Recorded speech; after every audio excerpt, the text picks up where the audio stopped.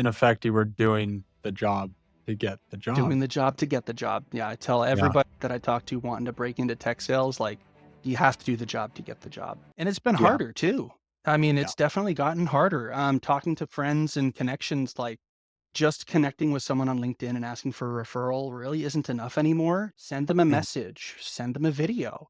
Um, the way to stand out has gotten infinitely more complex, but it's Yeah. still really, really doable. You just need to be consistent with it really and just take your shot. I want to reassure the listeners out there of is you don't need to be a movie expert and know every scene from every movie and have to like come up with these complex personal introductions. What's up, y'all? If you've been trying to break into tech sales, you're in luck because today we've got Nate Hipoff in the house. He has been an SDR for 3 years and he came into tech sales with a healthcare administration background, just like I did. Nothing to do with tech sales, but he still made the transition over. And he even went through a whole layoff where he got a job 9 days later.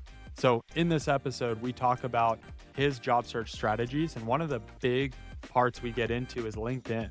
So, if you're out there and you're kind of new to tech sales, maybe you don't have a good LinkedIn presence, you're going to leave this video understanding how to set LinkedIn up and how to use it as a tool to help you go get a job. But even more than get a job, get connected to the people that you're going to be surrounded by in this industry. And people open doors for each other. So it's very important you know how to use LinkedIn. That's what we're going to get into. And by the way, if you're trying to break into tech sales right now and you're not having success, I am a coach. I've been an SDR leader for years. I've helped over 200 people now break into tech sales, all different backgrounds, door to door, education, food service, college grads, you name it. I will help you break into tech sales if you work with me one-on-one. There's a link below in the description down there where you can book a call with our team. We'll see if you're even a good fit for what we do or not. You might not be, and that's okay. Either way, we've got resources for you. There's another link below that's a free guide that shows you step by step how to break into tech sales. And if you go implement that guide on your own, you will be successful. But my client averages are 34 days. So that's how long it's taken us to help someone with no tech sales background land a great fully remote job, 80 to 90K.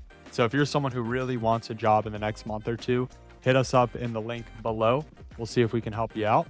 Otherwise, enjoy this video with Nate. Super insightful, and I think you're going to get a lot out of it. Nate Hipoff, welcome, man. Thank you so much for being here. Appreciate it. Absolutely. Happy to be here. Amazing.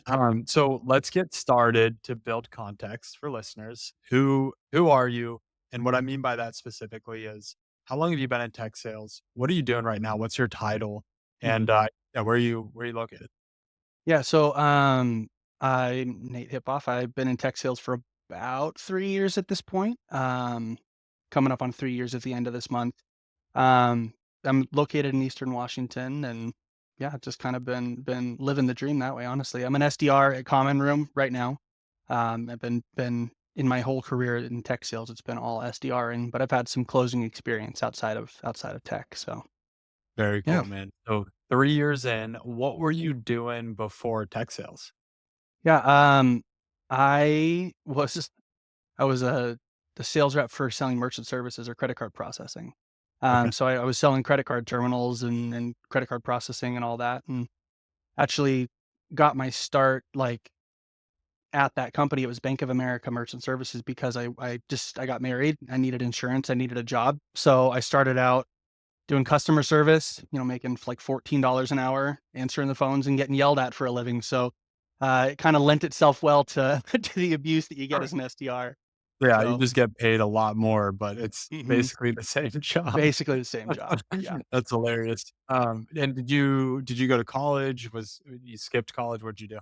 Yeah, I got a degree in healthcare administration. I did So too, and yeah, we're both really. in sales. It was funny, like, I got the degree, and throughout the whole thing, they promised, "You'll get a job right out of college. You'll get a job right out of college." And then I got out of college, and I couldn't even get a job as a receptionist because I didn't have Oh my 5 goodness. years of experience or a master's. I was like, "Well, Yeah. that's not happening, so let's Yeah. pivot." Yeah. My case was like, I do not want to like run a hospital one day. Mhm. That's not what I want to do. So Yeah. what else? I picked that major because my fiance at the time, now wife, she picked the major. I was like, cool, I want to do class with you. Like, let's do Mhm. homework together. Not really thinking like, oh, there's probably like a career I should be thinking about after this. But thank God for tech sales Yeah. because no matter what your background is, if you can find a way in, it's great. It doesn't care Mhm. about what your background was before that. So how did you even discover tech sales? Was it in college, after? How did you find tech sales? Yeah, so when I was at Bank of America, the trainings that they gave us were kind of few and far between. They were good. They gave a really good baseline. But I found that the more that I was getting into sales conversations, the more I was getting outclassed by buyers. And so I had to figure out a way to find new resources. Checked into LinkedIn, started following some solid people, the Morgan J. Ingrams, the JB Sales, all those guys. Back when JB Sales was kind of just starting to get bigger on LinkedIn. And yeah, that was kind of my sales education. That was how I learned about, advanced sales skills, but also about what tech sales even was. Mm, And yeah, and that was, I think it was about 2019, late 20, yeah, 2018, 2019 when I started in sales in general and didn't okay. even really break into sales in this capacity into tech sales until 2022. So, Wow. Okay. yeah. Okay. Cool. So for you, it sounds like you were made aware for a couple years. What was Mhm. holding you back from going into tech sales? Yeah, the fact that my comp plan was meeting our needs, but, it was one of those things where comp plans kept changing. I had a wife and 2 kids at that point, and so I needed a little bit more, A, consistency, but also B, opportunity for upside, and the opportunity for upside had shrunk drastically. So, I knew there was a way, I just needed to figure out a way in, and, yeah, I know that's why we're talking, but yeah. Yeah. Yeah. Okay. Cool. So at that point, it's like, all right, I'm seeing the cap on this one. Tech sales Mhm. looks kind of cool. I'm seeing you're probably getting traces through LinkedIn of like SDR. What is this? Yeah. Cool. And at the point you decided to go for tech sales, what was your first kind of attempt at breaking in and was it successful? LinkedIn Easy Apply. No. That was my first attempt. Well, I'll answer the second question. No, it was not Yeah, it was successful. not successful. Definitely a good, yeah. But it was a good wake up call too, because I realized that there were a lot of um, gaps in how I had been approaching even my sales career at that point too. Like my follow up game was pretty weak, and I didn't necessarily have a lot of the practiced scale sales skills that you need to be successful in a role. But um, it was after, like, 3 or 4 weeks. Honestly, like, I may not be the best person to talk about with persistence because it was only about 3 or 4 weeks after going through my first try at getting into tech sales that I got in, Mm, and got my foot in the door. And, with, my most recent move to Common Room, I got laid off and I had a job offer within 9 days, but that's something cool to talk about, wow, when we get there. But yeah, perfect. um yeah, it was a long, it felt very long when I was like I knew that the writing was on the wall at Bank of America, and I knew I wanted to get out. Mhm. It was very much man, 4 weeks feels like forever, but, Yeah. I know I'm very blessed to have gotten jobs as quickly as I did knowing the landscape now. So, Well, and that's a good point. In 2018, 2019 timeframe, that's actually when I got into hmm, everyone was hiring, like, yeah, everyone. It felt like anyway, compared to today, it has been warming up recently is kinda mhm, my pulse on the market, but the past couple of years have been pretty cold for tech. A yeah, bunch of layoffs and stuff like that, but we're definitely heating back up. mhm. So, just for clarity, your initial strategy for the first 4 weeks was easy apply, and eventually that did work, is what it sounds like. Not really. So I had been trying a bunch of different companies that felt like a good fit. Like I'd been on LinkedIn enough and followed enough people that I knew like you want to pick your top 5, top 10 companies and go after them, right? So you build your list of these are the top companies I want to work for, figure out why you align with their vision and how you can contribute to it. So I did that, but then I just wasn't applying effectively. Mm, Eventually, when I got a job at Demand Base, I started asking connections of mine, "Hey, can you maybe give me a little context on what the company's like? Like, would it be possible to bridge an intro or at least like help me figure out where to go?" And with Demand Base, the only person I was connected with there, I had no idea what they did. They were not my top 10 initially. Like they were not a company I was aware of, but They had a SDR position. It was remote. So I reached out to Vin Matano, who was Demandbase's golden boy on social for a long time, and he's such a great contact when it comes to just content creation. And I'm sure I mean, you know who he is. So, Yeah. but he had posted on his LinkedIn that he really liked mafia movies and basketball. And so I was like, all right, I'm going to try and figure out how I can tweak this. So I had applied 2 weeks before, heard nothing. I reached out to him on LinkedIn and just said, "Hey, Vin, this is a total half court shot here, but I applied 2 weeks ago and haven't heard anything back. Would you be able to maybe point me in the right direction of who I need to talk to? You got two options. You can either point me in the right direction or you can give me the Joe Pesci treatment from Goodfellas." And if you don't know what that happens in that movie, Joe Pesci gets taken out behind the bar and then taken care of. So he laughed at the message, forwarded it through to the hiring managers, and that was how I got my foot in the door. It Yeah. wasn't through the application. It wasn't through cold calling. It was through social connections and knowing somebody on the inside and making a Mhm. good impression with that person, so Mm. that he was willing to refer me in. And Yeah. I know from my manager who I got hired by, Kayla Cullivan, she said when she saw the message that I had sent, that was the exact kind of messaging that they wanted their team to be doing. So what Wow. I was doing aligned with the direction the company was going and what they wanted their team to be doing, and which is, I So think, you were, why it made a good impression. in effect, you were doing the job to get the job. Doing the job to get the job. Yeah, I tell Yeah. everybody that I talk to wanting to break into tech sales, like, you have to do the job to get the job. And it's been Yeah. harder too. I mean, Yeah. it's definitely gotten harder. Talking to friends and connections, like, just connecting with someone on LinkedIn and asking for a referral really isn't enough anymore. If you see people posting, the SDR managers asking for, "Hey, I have this job opening," they a lot of times want you to cold call them. They want you to cold email them, send them a Mm. message, send them a video. Um, the way to stand out has gotten infinitely more complex, but it's Yeah. still really, really doable. You just need to be consistent with it, really, and just take your shot. Yeah. It is doable, and one thing that I want to reassure the listeners out there of is you don't need to be a movie expert and know every scene from every movie and have to, like, come up with these complex personal introductions.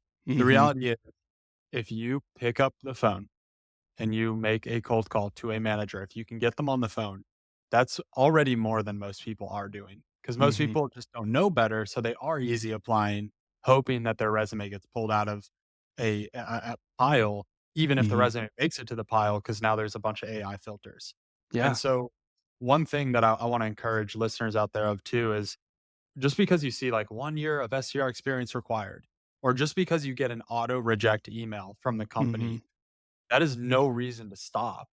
You should continue to reach out because, 100%. hello, you're gonna get a ton of friction being an SDR. So if you can't, like, manage that minimal friction right there, Yeah, they exactly. you don't really have a shot at landing an interview. I don't have anything concrete on this, but I kinda have a slight suspicion that SDR roles auto-reject 100% of the time just so you can prove you're persistent. I don't there's no data backing that, but, like, it Yeah. wouldn't surprise me if there's It something it to wouldn't that. surprise me either, right. I literally tell my clients when I'm working on them with them one-on-one, I'm like, "You will get auto rejects. That's Mhm. part of applying." Like, Yeah. at least 50% of the companies you apply to will auto reject you within a few hours. That's part Mhm. of the game. Ignore it, Yeah. right? You need a human to reject you. That's what Yeah. matters. And The one other, yeah. well, I was just gonna say one thing that with that I've been telling my friends and connections that I've talked to on LinkedIn is like, if really the application itself is technically just a formality in almost any case. Like if you're gonna have Mm. a shot to get the job, in most cases, putting in your application is just a formality to say you did the thing, and then it's what you do after that that actually matters. Yep. Yep. And the only reason I tell my clients to apply first is because when I was a hiring manager, if I had someone do outbound to me and I was impressed, I'd be like, first question was, "Hey, did you put an app in?" Because the Mhm. next thing I have to go do is go into my application system, find your Yep. name, and give it to my recruiter so he can get you scheduled for your initial Mhm. interview. So yeah, putting in the application is a formality for them to find your name. That is not the strategy. Like, you don't Yeah, just apply. That's not how you exactly. get into tech sales. Um, One other interesting thing I wanna call out is you had your dream list, 5, 10 companies. Mhm. Demandbase wasn't on it. Probably did you even know what Demandbase was prior to that? Probably not. Not really. No. Right. And so I think one common thread I see working with my clients is they do come in with this, like, very curated, like, dream list of 5 companies, and it's like, good, that's cool. But there are over 300, 400, 500 companies you've never heard of before that Mhm. you're more likely to land interviews with and more likely to get still a really good job with. Yeah. And most of the companies my clients have landed at, I didn't know them before. It Yeah. wasn't like Gong and Outreach and these big companies. It was like a random construction tech software, but it's a phenomenal company and they're crushing it, Yeah, you know? absolutely. And I think that's having talked to some of the hiring managers, and when I was at Demand Base, I was good friends with sales enablement, who Allie, she ran a lot of the first interviews. And so when I talked to her about it, she's like, "Yeah, we put the job up 2 hours ago. We already have 2,000 applicants." And that was Yeah. Demand Base for an SDR job. Like, try Yeah. standing out in a crowd of 2,000, if you think about it, like, from just a practical standpoint. If you're in a crowd of 2,000 people in an auditorium and someone says, "Who wants a job?" Everyone's gonna raise their hand. But what are you gonna do in addition to that that's gonna make you stand out? And same thing with, a friend of mine got a job at Nooks, and he was saying, like, the only way you can get a job, at least for the role he interviewed for, was an internal referral. If you knew somebody who could back you and say, "This person's legit," that's how you're gonna get in, right? So, it's everyone Yeah. wants a job. Everyone wants the top 5, top 10, right? Like, Yeah. there's those super sexy tech companies that you're like, "Dude, it'd be sick to work there." Like, they just did their offsite in Havana, Cuba, or, like, Guadalajara, Mexico. I don't know, like, wherever you're like, Yeah. "I wanna go there." But in reality, like, like you said, there are so many companies that are good companies with a good product, really good product market fit, and the attainment by those teams is stellar. Like, if you Mhm. can build your career there, that's gonna be how you're gonna get into maybe one of those more sexy top 10 companies, Yep. at Yep. some point. And, Exactly.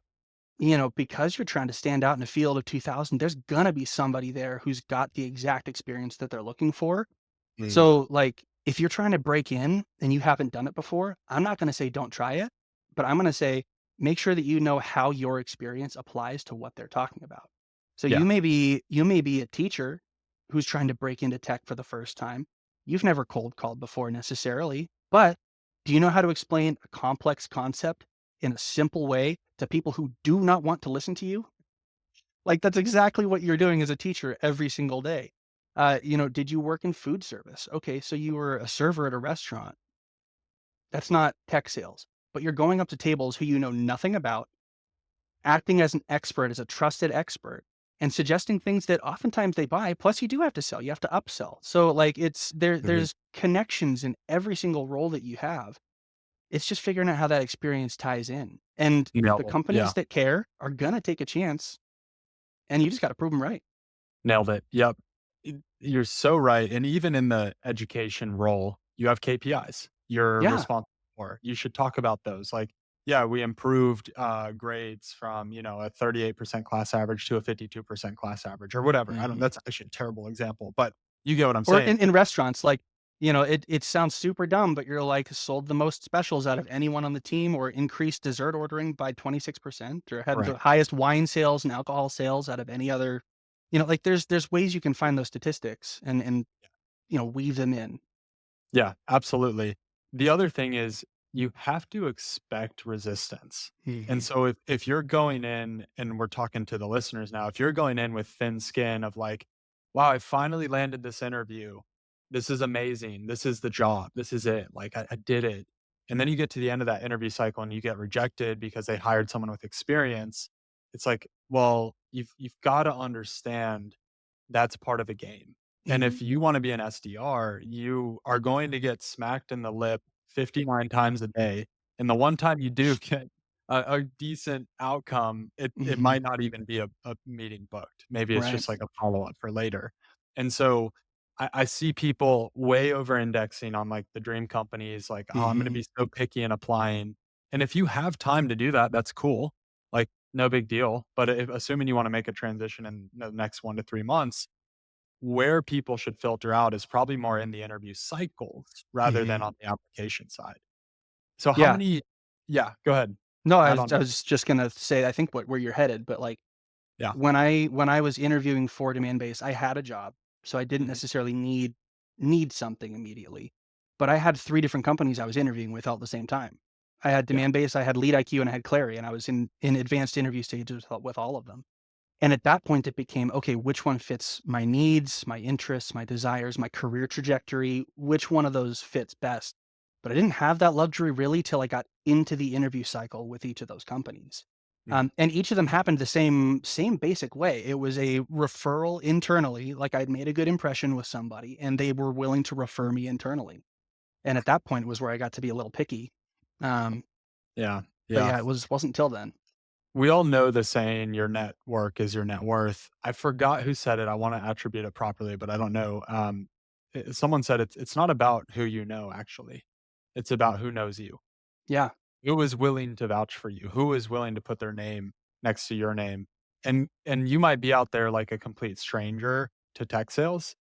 All you need to do is go on LinkedIn, start sending connection requests to Hmm. anyone with the title sales development representative or account executive, Yeah. and start connecting with people. When they accept your connection, send them a little note. Yo, trying to break into tech sales. Looks like you did it. Just want to say what's up. You're going to Yeah. get some friendly people that respond, hey, that's awesome. Like, here's what helped me. Now you've got Mhm. this conversation going with this person. Now you've got an advocate being a total stranger maybe 2 days ago. Now you've Yeah. got someone who wants to like mentor you and help you with this. And you don't know who they know, but Yeah. it's about who knows you. So you've got to start Mhm. somewhere. Yeah, and, like, I think for me with LinkedIn, one of the keys is finding, like, your top 5 or 6 people that regularly are contributing to the ecosystem out there. Like, they're talking about sales development, they're talking about skills, they're talking about all these things, because even if you're not necessarily learning from what they're talking about, the people that are engaging with them are the people you're gonna wanna know. So, like, there's a lot of people posting sales development stuff on LinkedIn. Like, I have a list that I usually send to people when they ask, like, "I'm trying to break in, who should I follow just to kinda get my name out there?" Yeah. But I really like what Darren McKee talks about, Mhm. when it comes to kind of getting to know and how to social sell on LinkedIn. And it's not just for social selling, it's for social networking, right? So he talks about the 5-3-1 method. It's finding 5 accounts, picking 3 people at each of those accounts, and doing one task on them, like just to start. Just one connection request, a like, a comment. Get your name out there by just being active on the LinkedIn community. Like that's how, I had probably 300 connections when I was at Bank of America to start. And you can see that. But I have heard sales leaders actively tell me, like, if you didn't have more than 500 connections, I would not have even considered interviewing you. Because on LinkedIn, they look, and if you have 500 connections, it just says 500 plus. And so you look more established in the community Yeah. than you maybe are uh, when you're Yeah. first starting. But like, get out there, find 5 SDRs a day or a week, even one a day. Connect with them, talk to them, engage with them.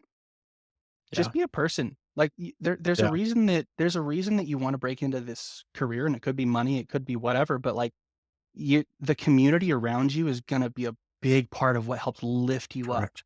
into that role. So, Yeah. and, like, the last role that I got laid off back in September from a sales role, a closing role, and just, restructuring all that stuff, right? But, like, I got a job within 9 days because of my network. Wow. Like, I had a job offer landed, signed, and ready to start, and that's Wow. because the day I got laid off, I had about 4,500 connections, something like that.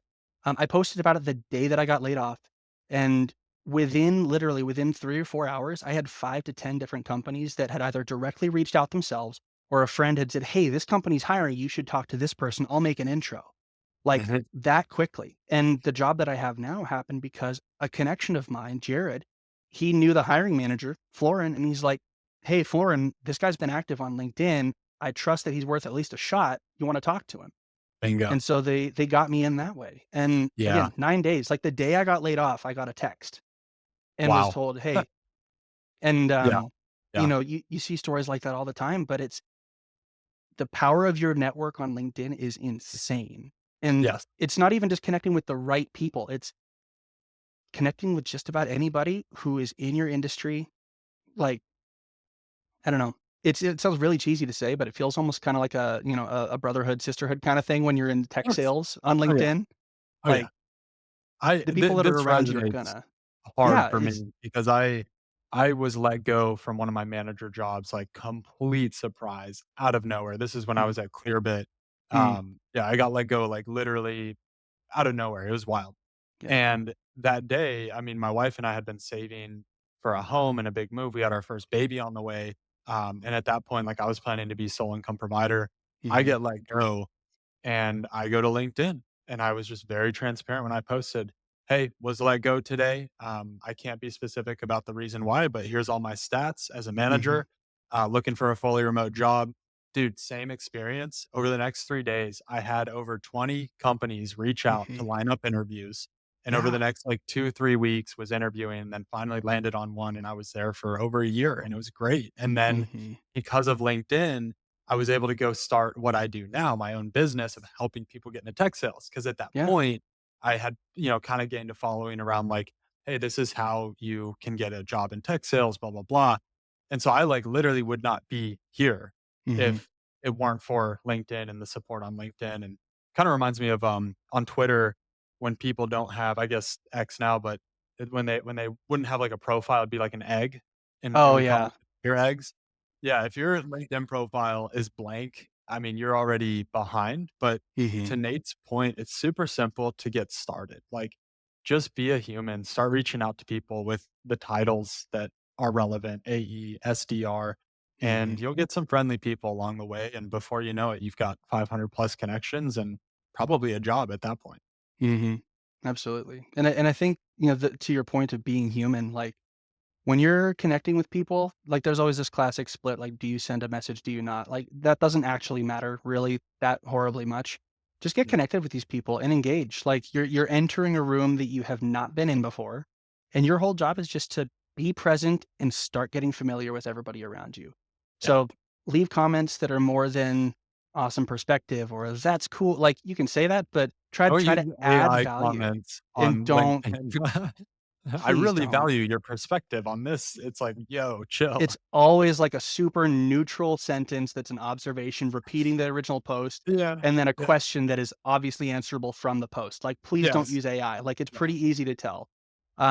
But yeah, just be human. Like, that's the reason that you're gonna land the job that you're gonna get is Yeah. because they like who you are and what you can bring to the table. So just put yourself out authentically on the internet, which sounds Yeah. really sketchy, but it's 2025, not 2001. Like, Yeah. we're past AOL at this point. I think it's safe to say that everyone has a digital presence. It's just making Yeah. it authentic to you at this point. So, like, Yeah. in my headline, I have that, I have a little blurb about what I do, but like I have that I'm, a Christian, a father of 3, a husband, I love pizza, and I love memes, and I love cooking. Like, it's just even something as simple as that. Like, Yeah. give your profile a little personality, but it's 100%. I yeah. think that is a misconception, especially I think that college grads have when they're Mm, looking into LinkedIn. It's like, whoa, CEOs and COOs, and oh my gosh, this is corporate America. But the subculture of tech sales is very human and authentic. I mean, I'm 100%. the same way. I have husband, father, SDR leader. Then I've got my favorite Bible verse there. And it's like, Romans I'm just going to be 1:16. me. And that, yeah, there you go. And it just draws people to you because you're Mhm. real. Yeah. And so I fully agree, and I think, one of the unique things as we're wrapping up here, Nate, I really appreciate your perspective around LinkedIn because I've not been able to talk about that yet with any of my guests, Mhm. and having your perspective on that has been huge because that honestly is a big part of this, and I think it gets overlooked when it's like, there's so many things you can do to get into tech sales, but if you don't Mhm. have LinkedIn established, I mean, that's a huge part. Yeah. It sounds tacky, but it will be life-changing. Like, the Yeah, more that you engage and get yourself out there, it's gonna be life-changing for tech sales. yeah, Other industries, maybe not so much, but with correct. with the industry that you're trying to break into in tech sales, 110%.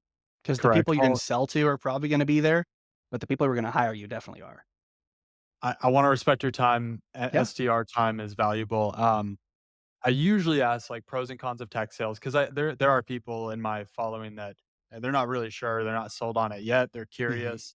Rather than pros and cons of tech sales, though, 3 years in, you've been through a layoff, you came in as a newbie, healthcare administration background. All in all, was it worth it? Absolutely. Yeah. And I actually do have a little more time, so I'm okay Okay, to stay a little longer if you are. cool. But yeah, I would absolutely say it's well worth it.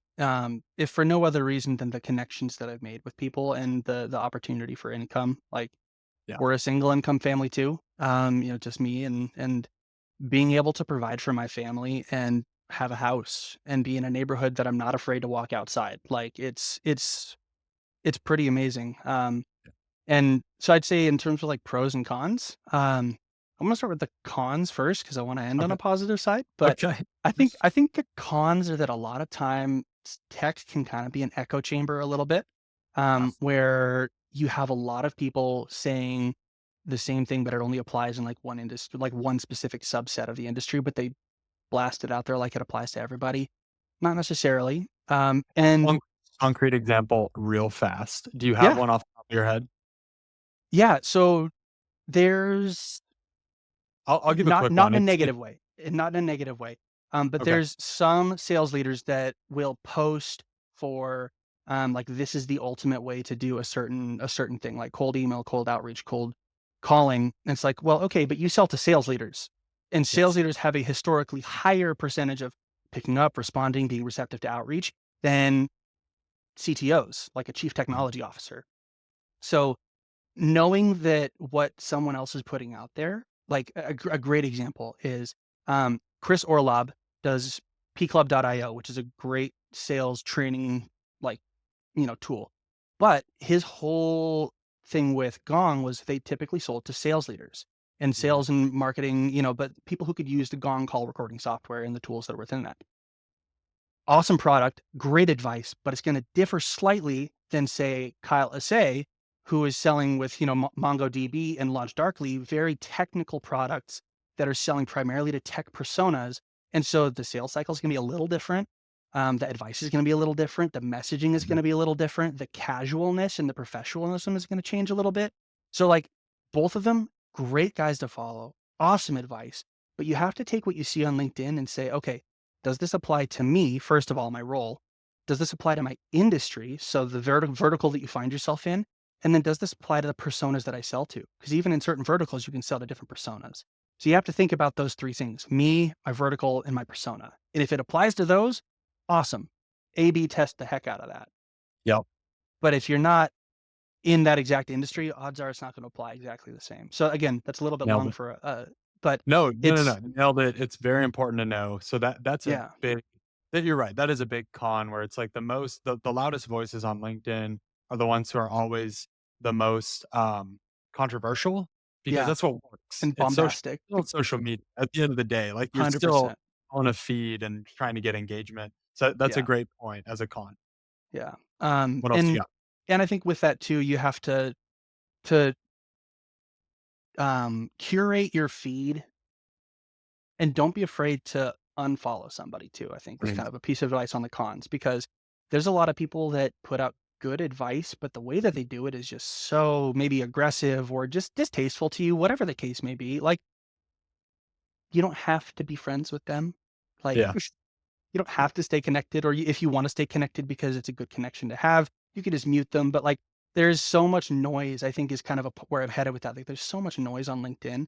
You want to find the people that apply to your role, to your personas, and like kind of stick with that, niche down a little bit, and then go from there. Because there is just so much noise, and everyone wants to be an influencer. It's very easy to get sidetracked. And one of my managers early at Demand Base was like, take everything on LinkedIn with a grain of salt because almost everybody that's on there is either trying to grow a following Mhm. or sell something. Yep. That's just the Yeah. reality of it because it's a I professional networking I'm on space. LinkedIn because I sell people getting into tech sales. Exactly. 100%. Yeah. Yeah. So, and there's nothing nefarious about it necessarily, but you just have to remember that in There's the a back of your motive. mind. Yeah, Always there's a always motive a motive. always. Yep. So, yeah, but and I think in terms of positives though, I have met some of the most giving and kind and helpful people in the last 3 years than almost anywhere else. People who, like, I've never met in person, but, like, Yeah. Will, for example, like, I text him, every once in a while, we talk about just life because he's got a kid. We talk about SDR life. He just became an AE, so like we talk about different things with work.